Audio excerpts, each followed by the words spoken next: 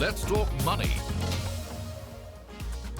Hello and welcome to Let's Talk Money, your weekly personal finance date with me, Surabhi Upadhyay. What do women want? Well, traditional answers can range from diamonds to flowers, but what the savvy women of today's fast-changing world perhaps actually really want and need is more control of their life. And financial independence and well-being is a large part of that. Welcome to the Women's Day special edition of the show. Today, it is all about what the ladies want to know when it comes to matters of money and personal finance. Joining me to answer these questions are two very, very special guests. I have with me Ms. Jyotsna Singh, Business Head, Kotak Private Banking, and Swaroop Mohanty, Vice Chairman and CEO of Mirae Asset Investment Managers. Ladies and gentlemen, thank you so much for joining in. It's great to have you in the studios who've taken out time from your busy schedules. Really appreciate it, because I think it is still very much the need of the hour to cajole women, to kind of, prod women into taking more control of their finances. Would you agree, Jyotsna? Absolutely. Absolutely. And thank you so much for having me here today on this very special edition on Women's Day. And that too with my old standing friend Swaroop makes it even more special. This is wonderful. I didn't know that you guys go back a long way, almost 20 years. But Swaroop, very important to have a male voice on the table as well. And therefore, glad you're here. And I'm very thankful that male voice happens to be me. And doing that with you and Jyotsna, we go back almost 2 decades now. And a lot of what I am, because on my learning about women and how to treat women in corporate life, is because what she taught me. So thank you for doing this for me. It's a special one. We have quite a few questions that have come in, and we have questions from some of the young girls who have just started out, also some middle-aged sort of professional working ladies. But before we get started, I want to sort of set the context and get your perspective, because both of you come from the financial services landscape. You're sort of out there dealing with a lot of women customers in your respective sort of day jobs. So what is it that you're seeing? Is there a propensity to take greater control? And what is the first message that you'd really want to start with to all the women who are listening to us right now? Jyotsna. So, great point that you made. Yes, there is a change that we're seeing. I'd say more in certain pockets than the others, but certainly a change. But guess what? Progress is progress. And as they say, boon boon se sagar banta hai. But the important thing is that I would say the important messaging that I would want to sort of leave here is that women should take charge across all facets of wealth. What do I mean by that? The first one being wealth creation itself. So more and more women must get into the workforce, whether they're an inheritor, whether they're a first-generation entrepreneur or a professional, but they must be a part of the workforce.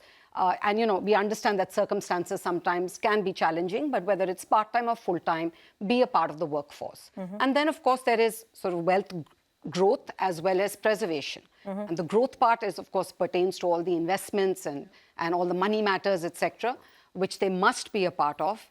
Swaroop, come in on this, and I think your industry has had its huge contribution, because now it's become easier, that much easier. You might not know how to do direct shares yourself or complex instruments, but I think the mutual fund Sahi Hai campaign that started a couple of years back, I think that's helped.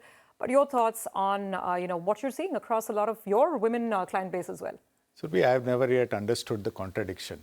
I mean, we all know that when we grow up, the budget in the house is handled by the mom. And imagine if the budget were handled by the father of the house, it would be a mess, it would be a deficit. But the same mom, when it comes to investing, gives it to the wrong person, right? A person who invariably is more spendthrift than careful, and all the virtues of managing money, which is entrusted upon her when it comes to home budgets, really takes a backseat when it comes to the financial budget, right? And that I've never understood, but in my working life of almost 30 years now, that seemed to be changing. Where, like Jyotsna said, I think the women now want control and should take control, because globally it's a known fact that women fund managers are superior to men fund managers. They can manage money, they know how to manage money, but it's high time they did that. When I started in Mirae Asset, 6 years ago, our diversity ratio was 6%. Today, we are sitting at 39%. We are seeing that workforce growing, and I think the financial services does see a large amount of women. Yeah. I've seen so much of Jyotsna and other colleagues growing in their lives and taking control of money. But sooner the women start taking control of money, it's better for the entire family. So I want to quickly get to our first set of questions that we've got. And some of these are viewers who are actually joining us on video, so it'll be great to see them as well. The first one is Anjali Pathak, and I think she lives in Bangalore. So let's go ahead and meet Anjali. Anjali, hi, great to have you on the show. Tell us about yourself and what is your question? What would be the basic start for an individual, especially a woman, if they are into their mid 20s? Like, if I talk about myself, people who are in their, 25, 26 years of age. So, what will be the basic start for them to start investing from this very, early stage in their life? Okay, great, Anjali, that you're already thinking of starting in your mid-20s. Let me ask you, do you have any specific goals right now in mind? I don't know whether it's a holiday or a car or anything else, or it's just a general concept, conceptual move towards savings and investing that you're looking at? Not any specific objective or something, but basically like any kind of investment from which a woman can start if they are, if they are willing to start from a very early, career or in a very early stage in their lives, because people have this tendency of investing at a, time after their 35 or 40 years of age. But I don't think so that, people should start after that time. So maybe early investments are, a great start for anyone, especially a woman. Sure. Compliments to you, really. I think she's talking about me, right? Because the first 10 years are just about working and creating that wealth and focusing on your career, never about what you're doing with that money. Yeah. But, before we answer, Anjali, there's one more caller with us, Jhalak, same age bracket. So let's just see what she has to tell us as well, and then we'll get to the answers. Jhalak, welcome to the show. Tell us, I believe you're a baker. How can we help you? As per today, looking at today's scenario and how the conditions are there in our country and everything, according to you, which is the best plan for investment? Okay, there you go. I mean, they are absolutely on the ball. Yeah. It's just amazing. And now we need to give them, bite-sized advice so that they can get on the wealth creation track. Swaroop, you want to take it away first? I think the first thing is, both of them need to ask that very simple question, and that's not different for men or women. The principles of investment remain the same. The first question they should ask, and I think the First Lady sort of alluded that by saying that she just wants wealth creation. I don't think that is correct. The first thing they should ask is why. And you sort of asked her that, do you have anything in mind? Because everybody's life is different. Your why you want to invest is very different from Jyotsna and very different to mine. So once you get that why in place, then the where can be easily answered. So because everybody's life goals are different and everybody's life aims are different and everybody is right. Is once you answer that question and define your life, you might go wrong and the further reviews and rebalances can change that life. But till you do not ascertain why you want to invest, the rest actually are meaningless. That's the most important question they need to ask. And then we all can come in and give in our answers, but their whys are very different and their whys have to be answered first. Very interesting that you brought this up, because I was speaking to a planner, and that's why there's a debate within the financial planning world as well, right? Traditional financial planning advice where you would invest as per short-term, medium-term and long-term goals, versus this planner told me that, hey, Surabhi, things are moving so fast that at times goals change. You set a goal within like a year, you might be looking at something else. Totally. So then what is the approach that young girls, can take, like the ones we just heard from? So first, compliments to both Jhalak and Anjali, yeah. Because the fact that you all are even thinking of investments and savings in your mid-20s, I'd say that's, you're on a winning wicket to start off with, right? Because one of the principles that doesn't change as far as investing goes, whether it's a man or a woman, is the fact that start early and just sit back and enjoy the power of compounding. And, if you start off in your 20s with however small an amount it is, you're in a great space. Swaroop's already sort of tried to address the why, but I think a little differently, and I'm saying if you still don't have complete clarity as to what this pot is being created for, but you know that you'd like to invest and start the good habit of saving and investing, just get on that journey.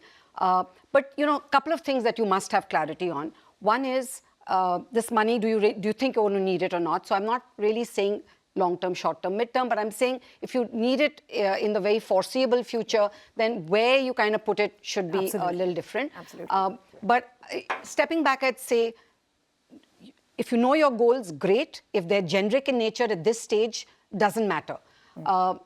what you should definitely know is some sort of a risk appetite that you have. Oh, Be yes. true to yourself. It's not about being true to anybody else, but just be true to yourself and know what your risk appetite is, because that will help you decide where to put this money. And of course, time horizons, etc., also matter.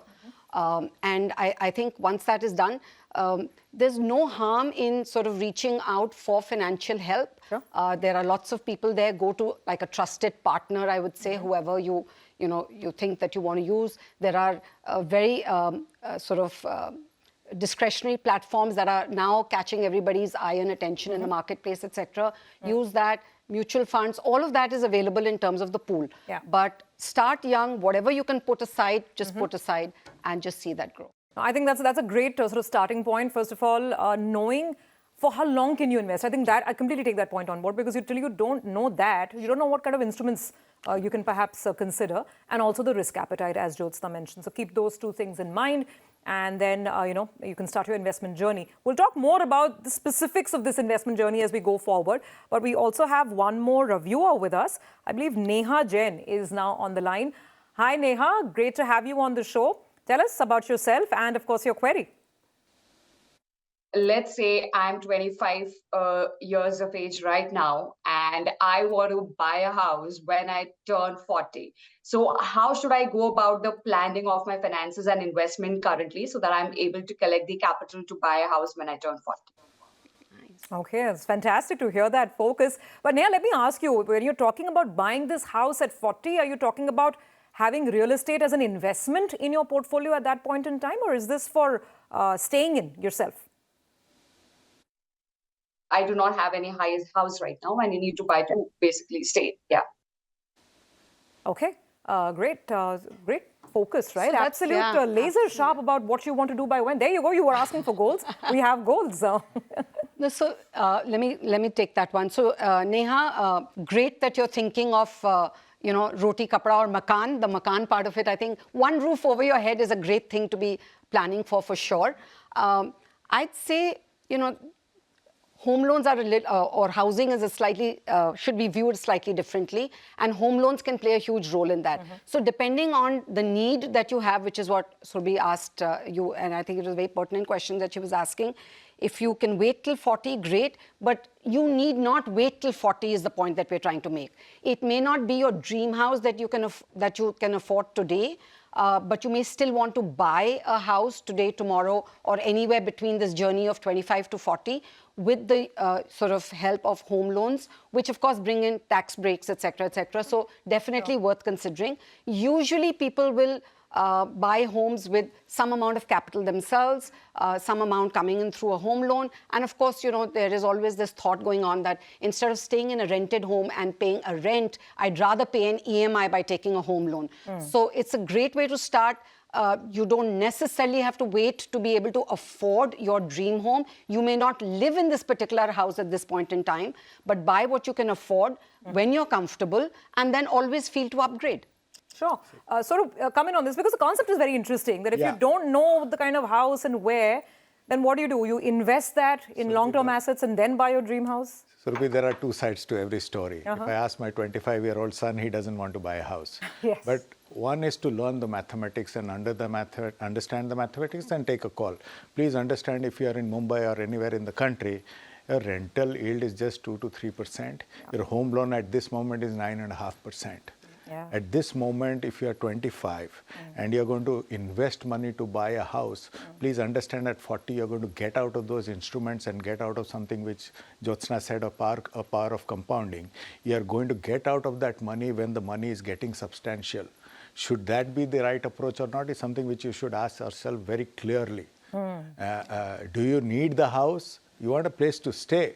Yeah. All of us aspire. That is my generation. Yeah. But if you put the math, the math will say don't buy the house. And put that money in long-term instruments create like your equity, retirement goal and stay in that house at 2% the cost of that house. Speaking like a true Gen Z now. Yeah, I'm going by my son. But I think women do think a little differently here. And that's why I started off by saying I'm glad that you're thinking about a roof over your head. I think EQ-wise, emotional quotient, women are pretty high on. And that first home is important to you. No, absolutely. But it's a pertinent point in terms of, which is why I'm not necessarily a big fan of second and third homes, because then dividend yields, it's not a great investment avenue. Finally, it's the person's call, but person should be aware of the maths, and then you take a call. I'll tell you what, going through the journey myself, and by the way, not yet a homeowner, and now I feel better after listening to these queries and listening to Swaroop, because, through your 20s, 30s, you don't know where life and work is taking you anyway. So now it's better, invest that in assets, and when you're about to sort of settle,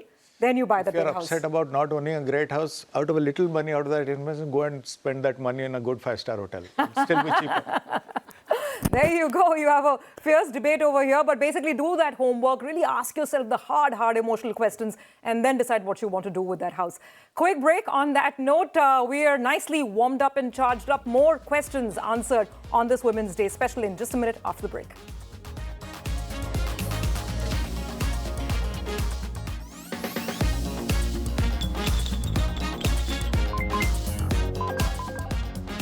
Let's talk money.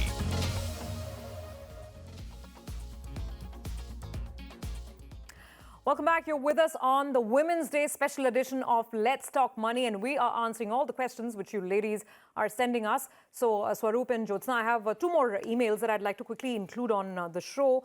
The first one comes in from Meena Shah. Now, Meena Shah is 53 years old, and she wants to know how she should go about investing for retirement.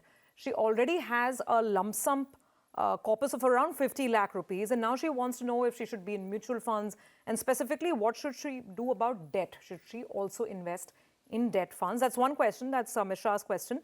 And then Janali has also written in to us, and Janali is saying that she already has investments in PPF, EPF and NPS. Should she do anything further beyond this for the debt part of her portfolio? So if you could just sort of talk about this and throw in a word on debt as well. Swaroop? Yes, Surbhi. To both the women, I'd like to make one submission that, the fundamental rule of investing is all money should beat inflation. One has to calculate whether that 53 lakhs is beating inflation. If not, then it is not conserving capital already. One is to move to investment instruments which do that, and I would encourage looking at the plethora of products we have across the risk profile on the debt mutual funds, open-ended, that would give them market-linked returns would be a better way of approaching it. But more important, since it's for 53 and would probably have to plan for 40 more years, some part should go into growth assets definitely, because as you start getting older, your money also needs to grow. It need not grow in debt. So she'll have to park a little bit of it in growth assets, maybe into equity, is something which she seriously needs to think and grow the money to both of them. If the second lady is investing in NPS across, these are good, excellent yielding instruments, but when you look at retirement, some part of it has to shift to growth assets. At this moment, the growth asset is definitely equity in India. Jyotsna, come in on this, because again, traditional wisdom told us that as you're approaching retirement, reduce your risk completely and largely be in fixed income. That the age rule which we had on investing. But now, like what you're saying, what Swaroop is saying, that we're living longer. Sure. Life is more complex. Inflation is higher. Life expenses are higher. So then for people who are approaching their late 50s zone, what is the advice in terms of just the asset allocation mix? So the asset allocation mix has to be as per their risk profile. This might sound repetitive, but it's really important to understand that. But I'd add another element to it, and that is of liquidity. Because if they're coming closer to retirement, what they will need is some sort of an annuitized cash flow. The frequency, of course, can be decided, and therefore they should not be getting into any sort of products, etc., which have very long lock-ins, etc. And I think that's a trap a lot of people tend to fall into. The lure of higher returns, etc., very often tends to do that. But I would say keep liquidity in mind.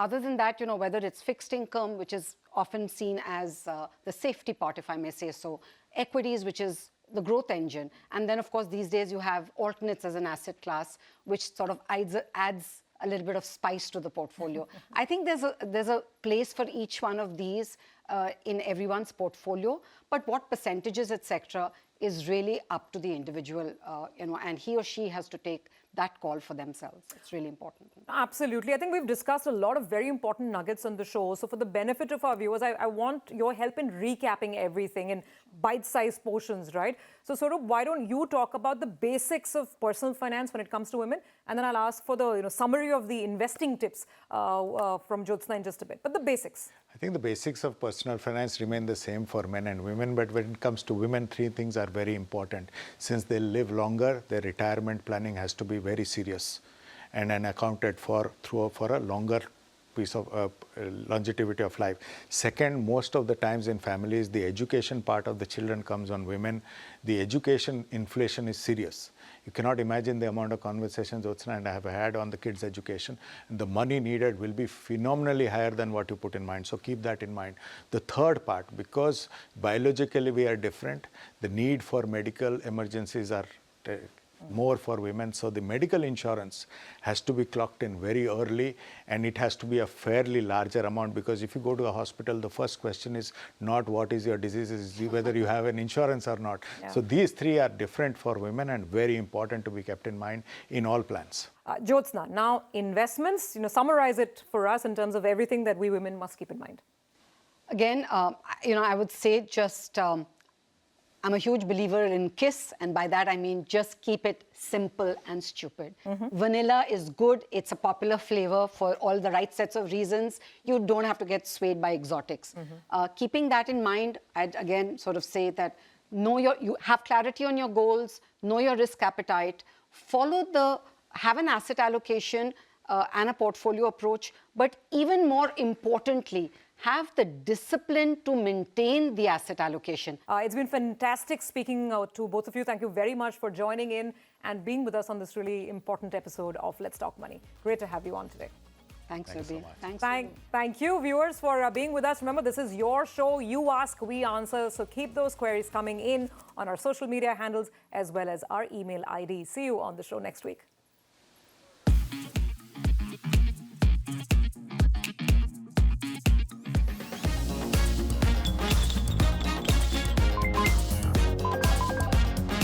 Let's Talk Money.